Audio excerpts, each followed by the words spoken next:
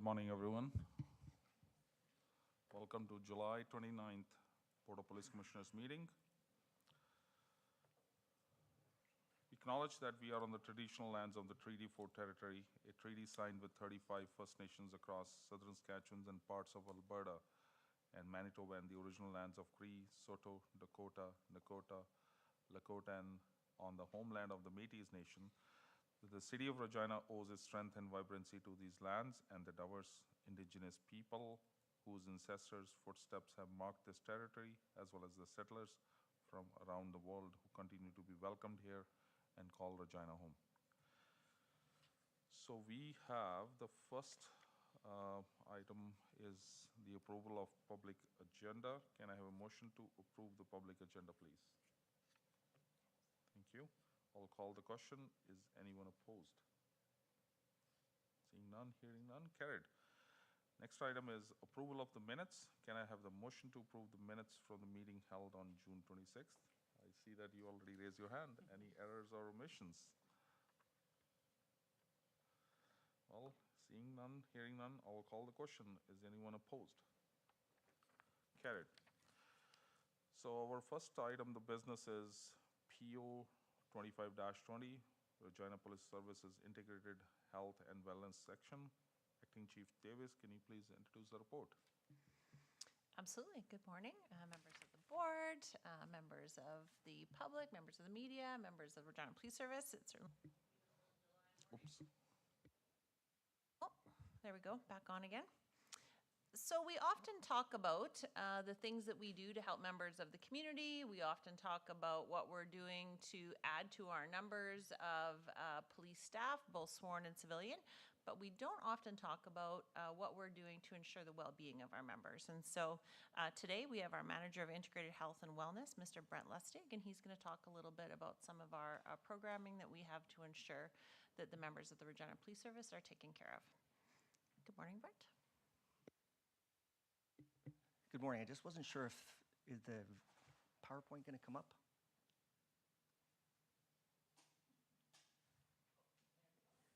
Sorry, thank you. Good morning, Mayor Brzezinski, Police Commissioners, Chief Davies, members of the public and media. Thank you for this opportunity to present Integrated Health and Wellness. And I will basically walk you through some of our mandate, our programs, and our partnerships in terms of how we're advancing goal number 1 of the strategic plan. So as you're aware, the 2023-2026 strategic plan really calls for the fostering of a supportive culture that promotes employee health and empowerment. And essentially, the IHW section, Integrated Health and Wellness, exists implicitly to drive and facilitate goal number 1.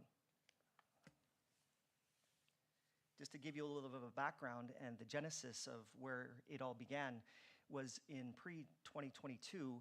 Essentially, integrated health or wellness, employee health and wellness, was a part of HR. And at that point, we had one individual that was managing that mandate on behalf of an organization that was probably 600 employees. They soon recognized in 2021 that they needed to know, based on growing demands, based on HR, as well as the organization itself, we need to do better for the members and the employees of the Regina Police Service. In light of that, based on best practice and research, they understood that it was a strategic imperative that we separated HR from employee wellness or health and wellness and created a separate section, standalone, with a budget to promote and enforce that change.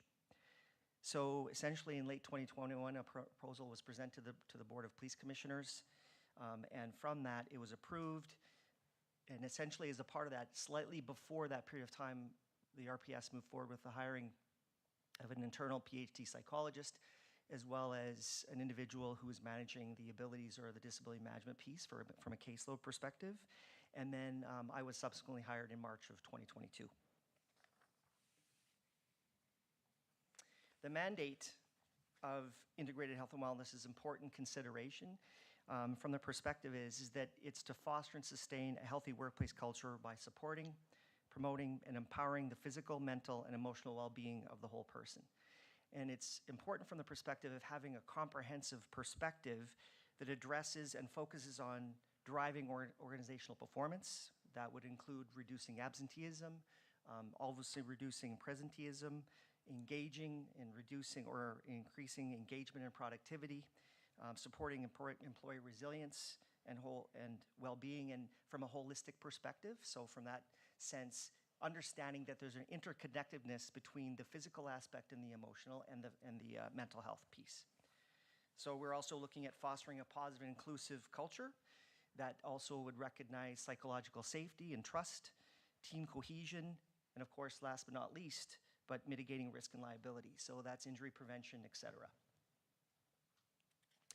There are 4 key objectives within integrated health and wellness. The first one is to lead and manage workplace health and safety, including incident prevention and response. So those are those workplace injuries that unfortunately happen at times, some within the RPS's control and some not. To support employee mental, emotional, and physical well-being, including resilience and healthy lifestyle education. Those things would be involving things like nutrition classes, sleep hygiene, et cetera.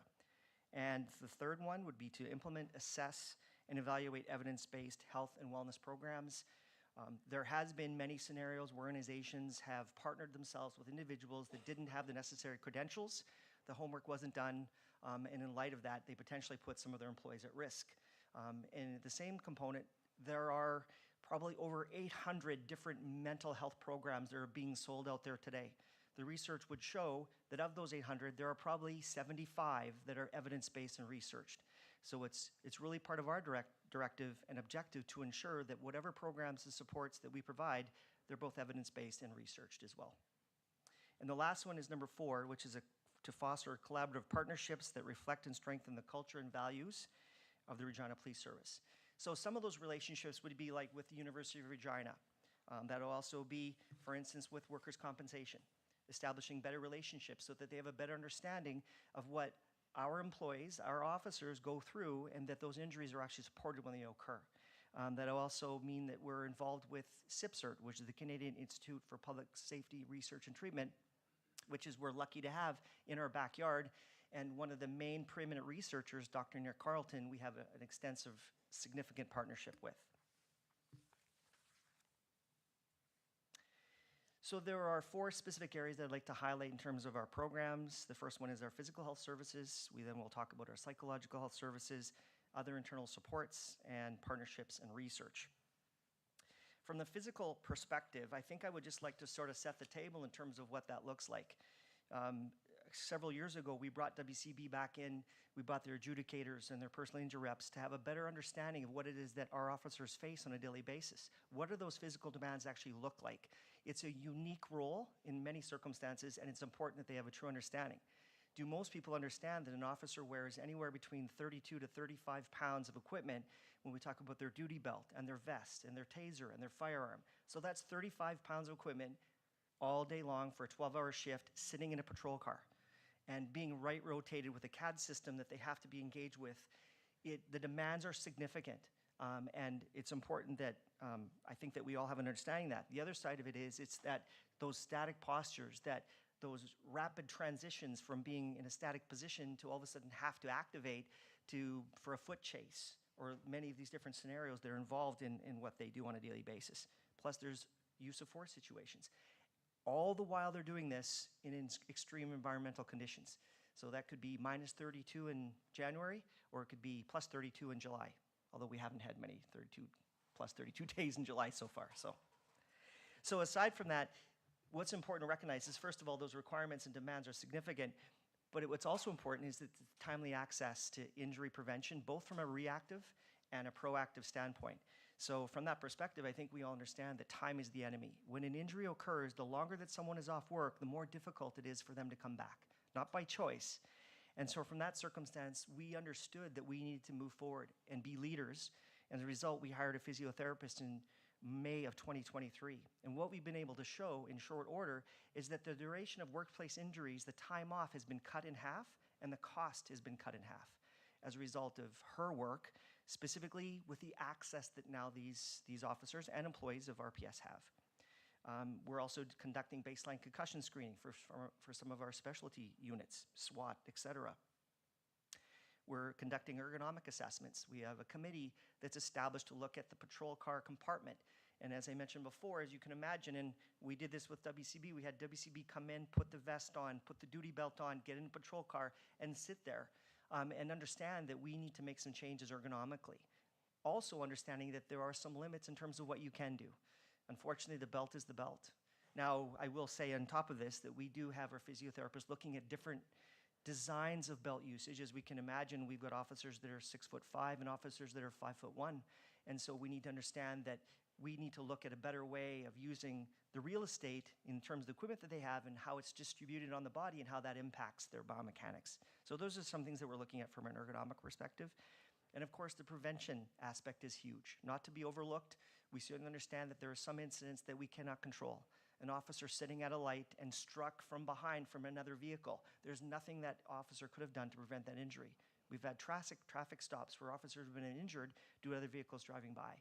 But there are ones that we can control. And those are the ones that we do or try to control. So for instance, as a part of our qualifications with defensive tactics every year, we were noticing and tracking a number of injuries that were occurring as a part of our training. We then involved our physiotherapists, started some training, different types of warm-up protocols, and have eliminated those injuries in terms of lost time. So those are just a small example of some of the things that we're doing to prevent some of the injuries that are occurring from in the first place. From a psychological perspective, I think that it certainly goes without saying that police officers in general are exposed to significantly more traumatic events than the average person would be. And again, the research from the University of Regina has demonstrated that what an individual such as myself or other civilians would experience in a lifetime, they may experience 3 to 5 traumatic experiences in a lifetime. And that might mean a scenario where you're at a birthday party and a friend of yours has a heart attack and you're providing CPR. Or you're on a vacation with your family and you come upon an accident and you provide support or first aid to an individual who's been injured. So on average, 3 to 5 for a given individual. For a police officer, they will see that potentially in a day. So if you add that up, there could be thousands over a career of 20, 25 years, thousands of exposures. And it's incumbent upon us to ensure that we're providing the support that's necessary for that individual for not just today, but over that career of 25 years, that when they retire, they can enjoy that retire with their families.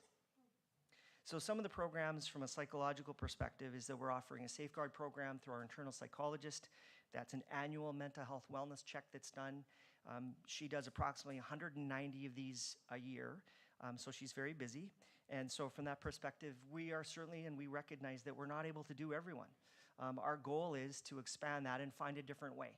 And so we are looking at expanding that program, and I'll talk a little bit about some of the different concepts of being able to expand mental health monitoring without necessarily having to increase resources.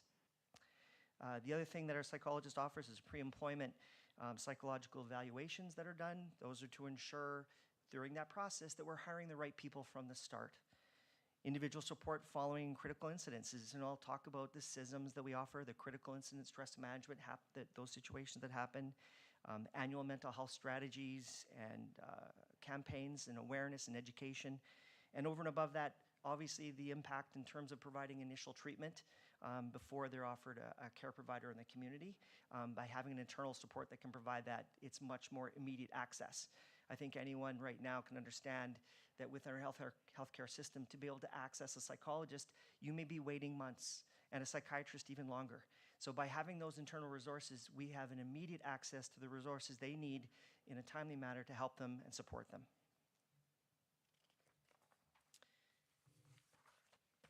Other internal supports, we have our Employee Family Assistance Program, otherwise known as EFAP. It's probably one of our most well-known programs. It's an excellent service that's provided where we use community service providers throughout the city of Regina. And it's important to be able to provide access that's confidential and that's no cost. So we've reduced and eliminated barriers from people from going. We understand that there's lots of stigma as to why people will not go. Being able to be in a position that they recognize it's confidential, that they can access the resources they need in a timely manner is really, really critical. The other thing I do want to also recognize is that this is not only offered to them, but also to their families. The research has been demonstrated that often when officers are struggling with mental health challenges in the workplace, the first person that often notice those changes is, guess who? Their families. And so they also need that support, and we also encourage for them to get that support and access, and that would include children as well. So often when an officer is going through something, as we talked before, in a given day they could be at a suicide, a sudden death, and a major car accident.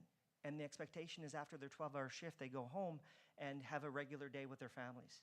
And that is going to be and will be some carryover, and being able to support the families and recognize that they're important as well in this process is critical.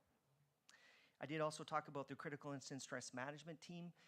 I would suggest, this is my own humble opinion, that we probably have one of the best critical incident stress management team in Western Canada. It's comprised of 24 members, sworn members and civilian, and they all work together. It's a peer-to-peer situation. They all have been given appropriate training.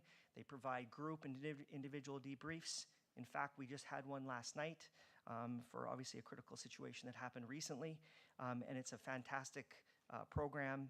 We're very proud that we're able to offer that to all of our employees. And finally, other internal supports. We have mental health first aid. I'm an instructor of that course. It's a 2-day course that's offered about focusing and being able to help our employees in terms of understanding what signs and symptoms of mental health, to look for those situations where we're looking at decline in mental health, how we access resources, and probably the most important thing is how do we identify those signs and symptoms in our coworkers, our partners, our colleagues, and to help them when they're in need, because they may not be able to recognize some of the situations that we're going through. We offer this a number of times. We've trained approximately 100 different individuals throughout the organization, both civilian and sworn. And what I often say is, in a lot of circumstances, they use these skills not only in the workplace, but they also use them at home with their own families.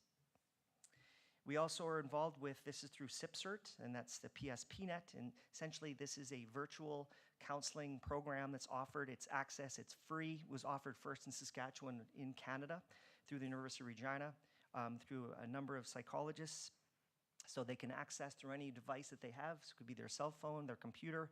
It's offered 24 hours to anyone that's any individual that's in public safety personnel and their families. So that's EMS, fire, obviously police, etc. So it's a fantastic program. Not for everybody, mind you, because it is virtual. Not everybody wants to access virtual services, but for those individuals that do, they can access it at 2 in the morning or 1 o'clock in the afternoon.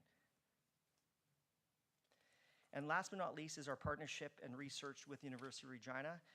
We're proud of our partnership that we have with the University of Regina, and we're going to be piloting a new program that consists of 2 elements. One is what's called the ERST program, and ERST essentially stands for the Emotional Resilience Skills Training. So it's that emotional resilience that we want to teach our employees in terms of how they manage those circumstances, and then also to learn how to recognize and monitor their own mental health. So it's a combined effort.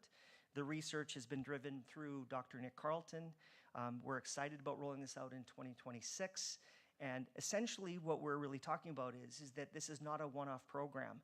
One-off programs typically, as we can imagine, those skills degrade over time. So what we're really talking about is interweaving the actual skills of emotional skills and mental health monitoring within the fabric of the DNA of this organization. It's about doing it every day. And that, of course, as we all know, that practice is the mother of all skills. And the better that we're at practicing these skills, the better and more proficient we'll be with our own mental health and the mental health of others as well. That's all I have. Thank you very much. Thank you for the report. Does the board have any questions? Go ahead. Commissioner Seclec? Thank you very much for your report. I wanted to ask you, from a metrics point of view, there is one spot in there where you talk about metrics, but what are they? How do we measure success here? Is there a qualitative and a quantitative approach to this, and what does that look like? Absolutely. So essentially, we have a number of different items when we're talking about metrics. One of them, for instance, is that we have done since I've been here, is that every 2 years we do a psychological survey. So we actually are examining the overall psychological health of this organization. It's conducted by an external party. We track all of our injuries in terms of both from a leading and a lagging perspective. So we know those now, when I talk about the lagging perspective, we have to be cautious because, again, those are things that have already happened and you can't control things that have already happened. But it's important to know where we are. So we look at the psychological health. We also are always looking at the number of sessions that we're providing, how many people we're impacting from that perspective. So we're tracking all these statistics. When we're talking about this partnership and research with the University of Regina, I think the other thing that really excited about is the mental health monitoring program is tracked through an app.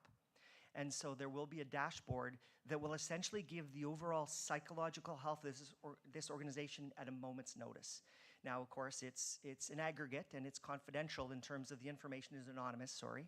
And so the dashboard will be accessible by executive, by the Board of Police Commissioners. They'll be able to see in real time what the psychological health looks like for that specific area. So we're really excited about the metrics and being able to examine that. And thank you for that answer. Is this a fully voluntary program? The mental health monitoring program will not be a voluntary program. Okay, thank you. Counselor, sorry if I might just add something on there. Obviously, Brent mentioned we track days off work, and so that's another metric, especially when it comes to physical injuries, WCB. There is that dollar savings perspective as well. The quicker we can get people back to work, for sure. And then, we also track a number of members who are off on accommodated duties and those types of things. So we do have a number of things that obviously we can tell if the programs that we're have in place are hitting the mark or missing the mark. And then, but I think as Brett mentioned, that psychological survey is a big piece of information that we get every 2 years in terms of sort of the health of the organization. And then there's always lots of good takeaways from that and areas we can improve upon. Thank you. Anyone else? I got some. So in terms of you talked about the sick time, and this program has been in existence since 2022, somewhere around that. 2022 March, yes. Okay. Has there been any benchmarking in terms of the peer average of the sick time, and how does this program has contributed towards? You talked about the sick time reduction earlier. Has there been any data collected on that and seen any improvements on those end? Yes, all that information has been tracked. And we also, and to mention what Deputy Davies talked about, that we also do jurisdictional scans and compare where we are in terms of comparison to other municipal policing organizations such as Saskatoon, Winnipeg, et cetera. And so we have seen a slight decrease in the overall sick time. I can't give you those specific numbers, but that's, to the best of my recollection, we have seen a decrease in our sick time. Okay, thank you. That's all I got. Can I have a motion to receive and file the report, please? Thank you. I'll call the question. And is anyone opposed? Carried. Thank you very much for the report. Thank you. Next one, we have PO 25-21, monthly crime statistics. Acting Chief Davis, can you please introduce the report? Absolutely, thank you. So June, in terms of crime statistics, was quite a good month. We had a year-to-date decrease in crimes against the person of 15.4%, and crimes against the property, a decrease of 16.7%. And when you put those together, it was an overall decrease of 16.4%, which are pretty big numbers for 1 month. Arsons continue to be a bit of a pressure point. Year-to-date increase of 10.4 or 28 incidents. And you would note that the large majority of those are garbage bin fires, which are accounting for 49% of all arsons. We're continuing to work with our partners at Regina Fire and Protective Services in the City of Regina in relation to those arsons. I would just draw to your attention, total tickets issued for June. Year to date, we are up 64%, which is a big number. I think it speaks to the dedicated work of our traffic and CTSS units. Absolutely. And then I would just note in the very back on the dashboard, you see there's a bunch of different areas on there, traffic stops, missing persons. That firearm seizures in June were 50, which is our highest so far this year. So I think that speaks to the combination of great work between our patrol officers as well as our investigative units in some of those complex investigations. But 50 less firearms out on the street is certainly good news. I think those were really all of the highlights I wanted to bring forward for June, but certainly happy to answer any questions. Great job, thank you. Does the board have any questions? Go ahead. Chief, what's the punishment for setting a garbage bin on fire? Good question. I would say, number one, it's really hard to track down those offenders because, as you can imagine, most of those instances occur in back alleys at night with no one around. When we are able to hold offenders accountable, obviously it depends on their record, circumstances. A lot of them go through a diversion program, so it's a fire starter prevention program. But I would say that for the most part, a garbage bin fire is a victimless crime, and so there probably isn't much punishment attached. There could be something like a probation, but certainly we're not seeing those offenders taken out of the community and put away, unless we're talking some of those serious offenses. I know we did see not a bad penalty in relation to an arson earlier in the year, but that was in relation to a church that had been set on fire. Okay, thank you. Anyone else? Thank you for the report. Can I have a motion to receive and file the report, please? Thank you. I'll call the question. Is anyone opposed? Carried. Thank you very much. Now we will have a resolution for the private session, please. I'll call the question. Anyone opposed? Carried. I'll recess for 20 minutes. Thank you.